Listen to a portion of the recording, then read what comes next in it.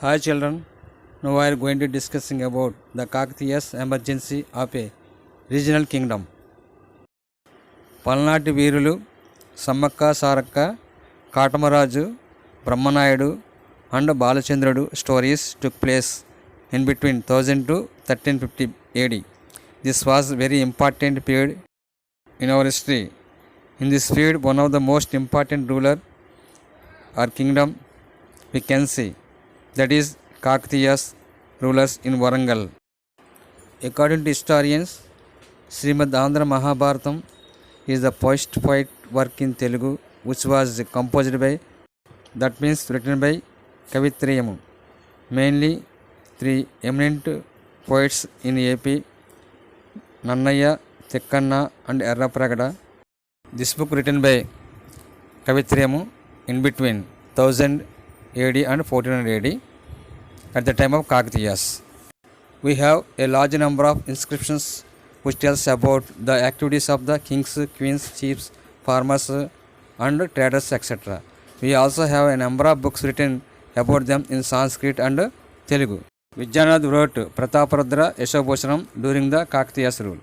Some books were also written after the end of their rule.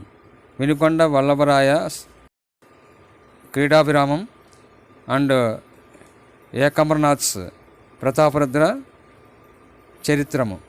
Look at the picture. This is the Kirti Toranam, entrance of Swayambhu Shiva temple, which was built by Kakatiyas kings in Warangal. The Kakatiyas adopted Telugu as the favorite language of the court. Most of their inscriptions were in Telugu. They called themselves as a Andhra Rajas in their inscriptions. They also sought to bring together the three regions in which Telugu was spoken, the coastal region, Telangana region and Rayalaseema region. The Kakatiyas kings tried to develop Telugu as a regional language. The Kakatiyas kings worshipped goddess Kakati, that's why their dynasty called as a Kakatiya. The important Kakatiya rulers were Prolaya, Rudradeva, Ganapati Deva, Rudramadevi and Prataparudra. Prolaya was the first ruler of Kakatiyas and last ruler of the Kakatiya was Prataparudra. In the beginning, Kakatiyas were Samanta or warrior of Rashtrakutas and Western Chalukyas who were ruled in Karnataka. Initially, the Kakatiyas holding the post of village heads called Rattadi. Gradually, they gained control over Hanumakonda in Telangana. The Kakatiyas emerged as independent rulers after the fall of Western Chalukyas. Rudradeva is the most famous ruler in Kakatiyas. During the Rudradeva's rule, he ruled 1158 to 1195 AD.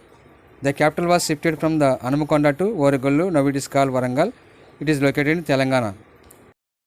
Rudradeva built a big fort, a tank and a famous temple called Thousand Pillar Temple in Hanumakonda. Look at the map of Warangal fort. You can see an outer fort gates. This was protected agricultural lands and several water tanks within it. In this area were huts of many artisans like basket weavers.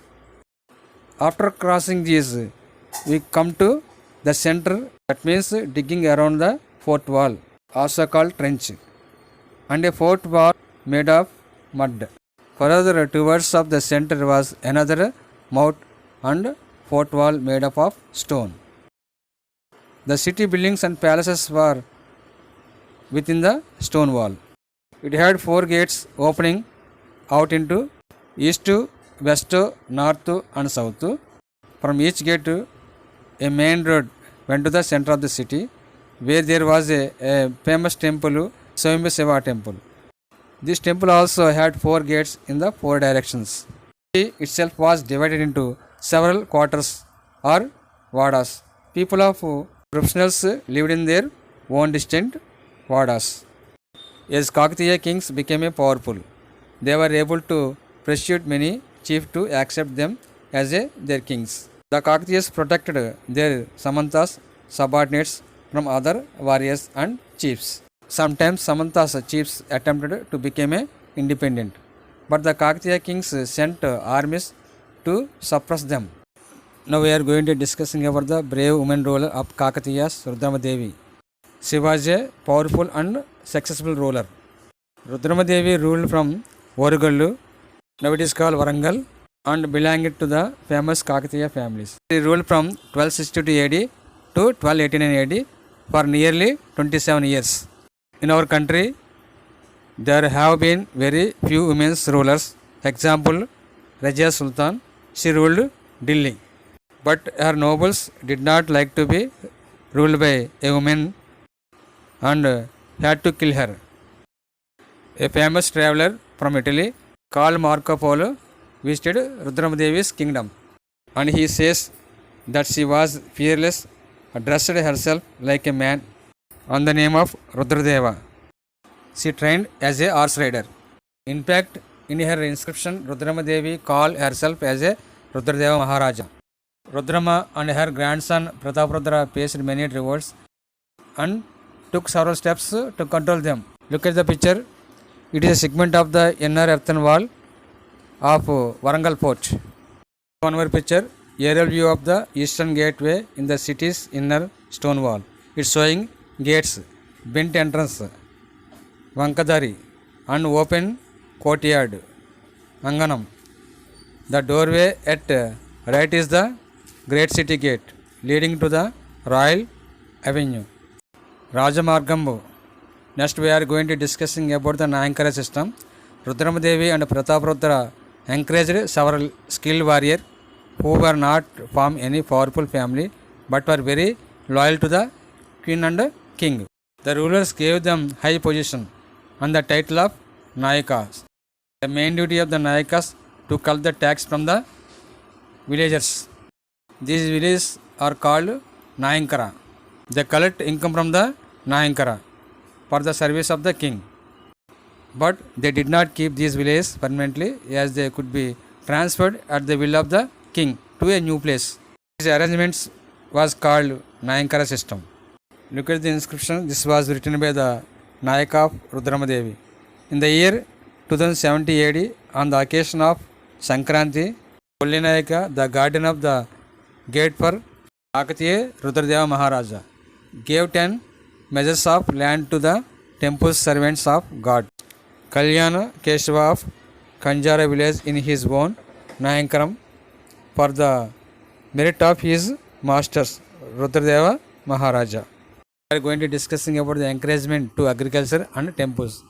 The Kakatiyas brought large tract of land under the cultivation by building tanks and digging wells. Apart from members of the royal family and other feudal families, this section of the society like merchants and artisans participated in expanding of the agriculture. Women's members of royal family like Muppamamba and Mailamma gave lands to the temples. Women of other rich sections also made gift of land, tanks, cash, cattle, jewelry, etc. to temples and Brahmins.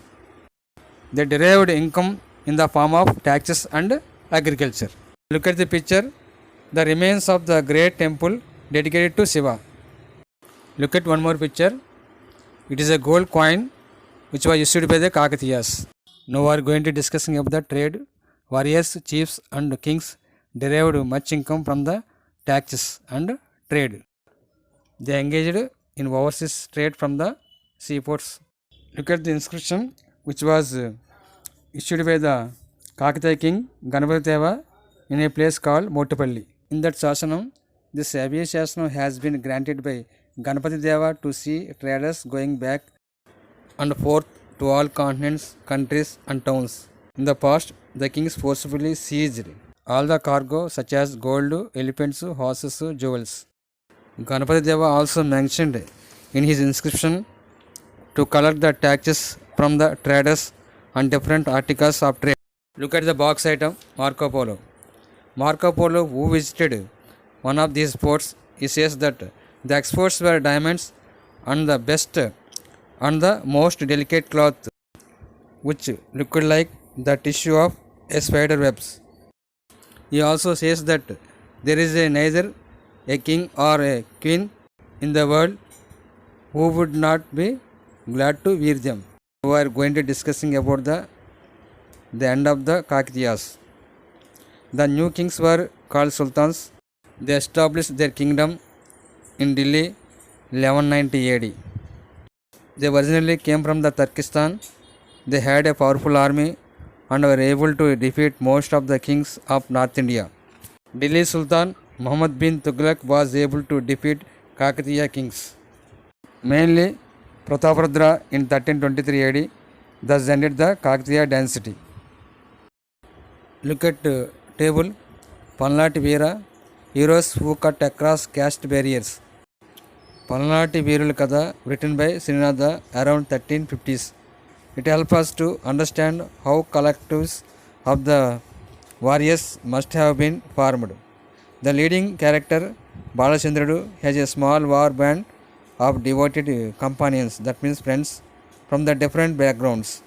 One is a Brahmin, while others a blacksmith, a goldsmith, a washerman, a potter, and a barber are drawn from the service and artisan communities. Balachandrudu and his cohorts are so committed to each other that they are called Sodarlu, that means brothers. Just before they set out for battle, Balachandru's mother prepared a meal for all the brothers with her own hand, but she served this food to each one on a different kinds of plates, earthen, bronze, leaf, etc.